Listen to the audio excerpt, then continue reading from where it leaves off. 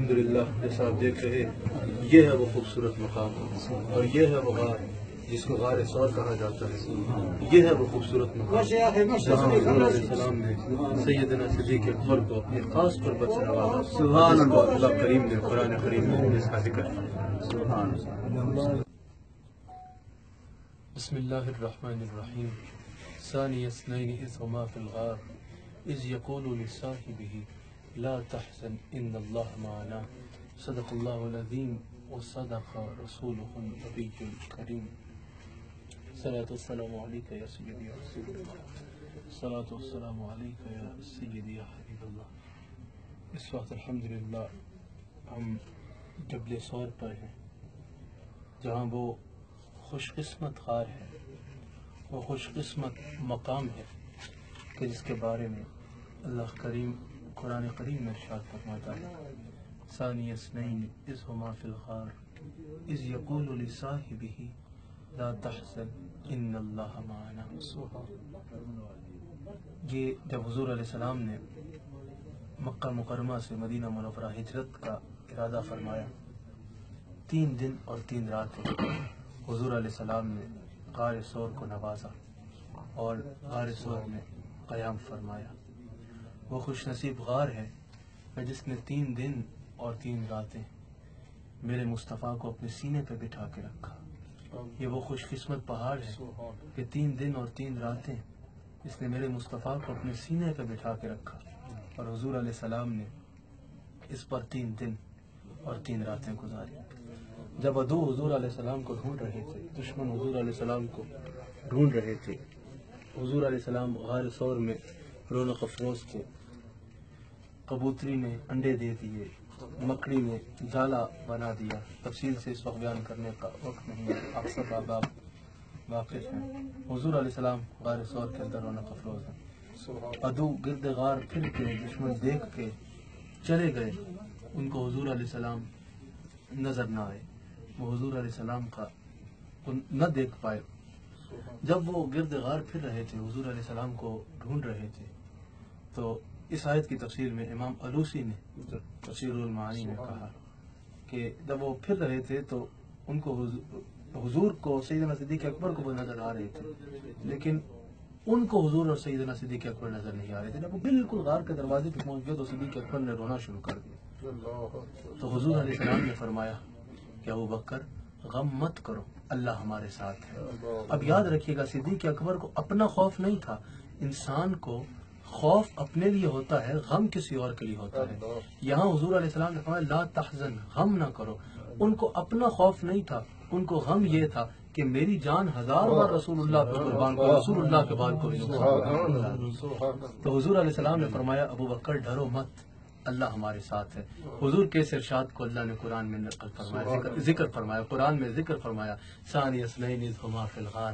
ان 2 میں سے دوسرا جب وہ دونوں غار میں تھے، اذ یقول لصاحبہ، جب حضور علیہ السلام نے اپنے صحابی یعنی صدیق اکبر سے ارشاد فرمایا لا تحزن ان اللہ معنا، غم مت کرو، اللہ ہمارے ساتھ ہے، اللہ ہمارے ساتھ ہے. ادھر ایک بات کرنا چاہوں گا، مفسرین نے یہاں بہت خوبصورت بات کی، بہت خوبصورت بات کی. امام علوسی نے بھی، مفسرین نے بہت خوبصورت بات کی.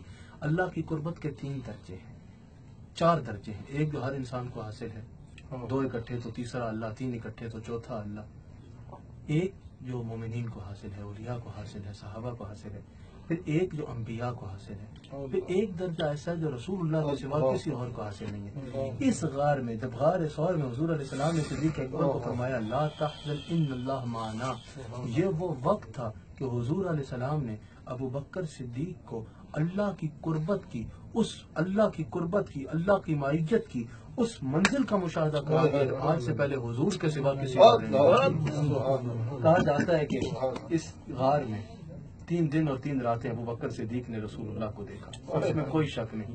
لیکن میں یہ سوال کرنا چاہتا ہوں، ابو بکر صدیق نے تو 3 دن اور 3 راتیں رسول اللہ کو دیکھا، اس غار میں رسول اللہ نے 3 دن اور 3 راتیں کس کو دیکھا؟ اس غار میں رسول اللہ نے 3 دن اور 3 راتیں کس کو دیکھا؟ رسول اللہ نے 3 دن اور 3 راتیں لگاتار سیدنا صدیق اکبر کو دیکھا. جو نبی ایک بار چاند کو دیکھے تو چاند توڑ دیتا ہے، ایک بار سورج پہ توجہ ڈالے تو سورج موڑ دیتا ہے، ایک بار کنکریوں کو طرف نظر ڈالے تو کنکریاں کلمہ پڑتی ہیں، ایک بار مردے پہ نظر ڈالے تو مردہ اٹھ جاتا ہے، 3 دن اور 3 راتیں لگاتار وہ جس کو دیکھتا ہے عالم کیا ہوگا اس کا کوئی تصور۔ یہاں غار میں ہی تھے تو صدیق اکبر نے حضور سے عرض کی یا رسول اللہ پانی چاہیے، حضور نے فرمایا جاؤ ابوبکر غار کے اس کونے سے پانی پیو۔ صدیق اکبر گئے وہاں پر پانی تھا، واپس آگے پی کے حضور نے فرمایا کیسا پانی تھا؟ کہا دودھ سے سفید، کستوری کی خوشبو والا، شہد سے میٹھا۔ حضور نے فرمایا ابوبکر جانتے ہو کیسا پانی تھا؟ ابوبکر صدیق نے کہا نہیں یا رسول اللہ وہ کون سا پانی تھا؟ حضور نے فرمایا جب تم وہاں گئے تو وہاں پانی نہیں تھا جب یہاں سے چلے، لیکن جب میں نے تمہیں کہا نا وہاں جا کے پانی پی لو تو اللہ کریم نے فرشتوں کو حکم فرمایا کہ جاؤ جنت کا پانی غار کے اس کونے میں ابوبکر صدیق اکبر نے کہا یا رسول اللہ کیا اللہ کے نزدیک میرا اتنا مقام ہے؟ حضور نے فرمایا ابوبکر صدیق اگر 70 انبیاء کے برابر بھی کوئی قیامت کے دن عمل لے کے جائے اللہ کی بارگاہ میں، لیکن اس کے دل میں تمہارا بغض ہوگا تو وہ اس کی بخشش نہیں ہوگی۔ حضرت عائشہ صدیقہ سلام اللہ علیہا نے حضور سے پوچھا آپ کو کوئی ایسا غلام جس کے اعمال ستاروں سے بڑھ کے؟ حضور نے فرمایا عمر۔ دل میں خیال آیا کہ یہاں حضور ابوبکر صدیق کا نام لیتے میرے والد کا نام۔ حضور نے فرمایا تم ابوبکر کی بات کرتی ہو؟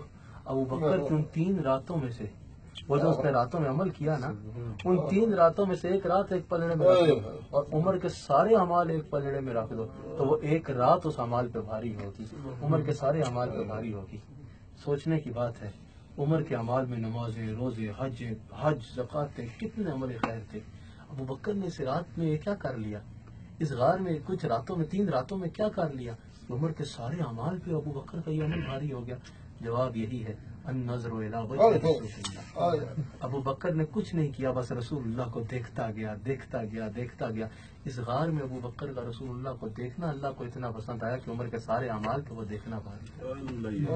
مبارک میں حاضر ہو کر دعا کرتے ہیں ہم سب کو حضور علیہ السلام کی ویسی محبت عطا فرمائے جیسی سیدنا صدیق۔